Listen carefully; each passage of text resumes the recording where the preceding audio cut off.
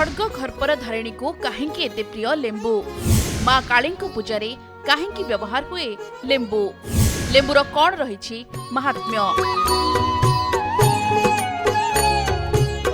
खड्ग खर्पर धारिणी दुष्टंक संहार हारिणी माँ कालरात्रि को सनातन धर्म रे नकारात्मक शक्तिर नाश करुवा देवी बोली कहुए। माँ काली पूजा लेंबूर व्यवहार होता है। लेंबू को मध्य नकारात्मक ऊर्जा को नष्ट करुवार प्रतीक बोली मने करा जाए।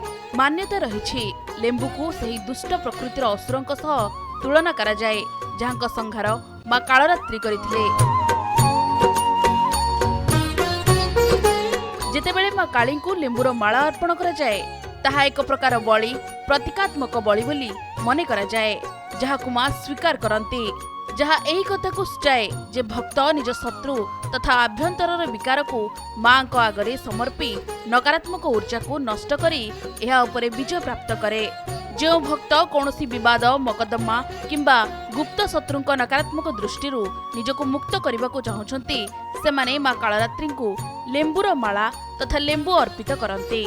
मान्यता रही यह द्वारा शत्रुंक नकारात्मक दृष्टिर प्रभाव उपरे पड़े नहीं एवं मनीषर जीवन शांतिमय हुए। लेंबूर माला परिधान करी माँ कालरात्रि प्रसन्न हुअंती एवं निज भक्तर रक्षा करती।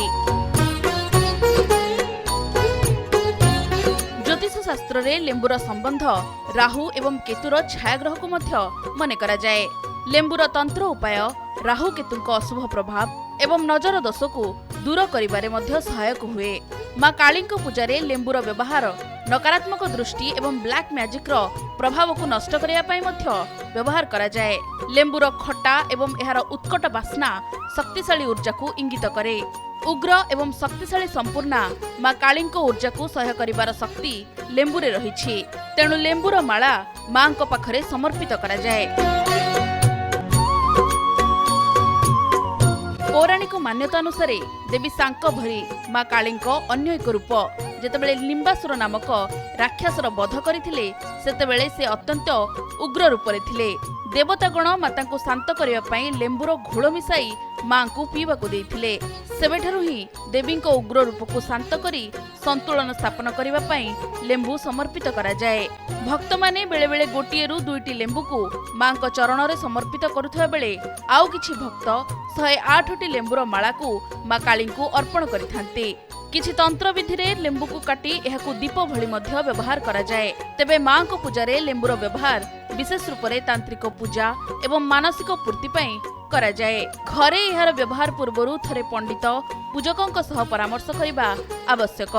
तेबे माँ काली केवल राग हिंसा द्वेष कपट ईर्षा नकारात्मक प्रवृत्ति को नाश करने पाई उग्र रूप धारण करते। से परा माँ ममतामयी नहेले सारा दुनिया तांको काहेंकी पूजंता। मनीष जेतेबेले मानविकता को नष्ट करी ईर्षा द्वेष को आलिंगन करे सेतेबेले अहंकार गर्व को खर्ब करने पाई उग्र रूप नियंती माँ कालरात्रि। ब्यूरो रिपोर्ट कनक न्यूज।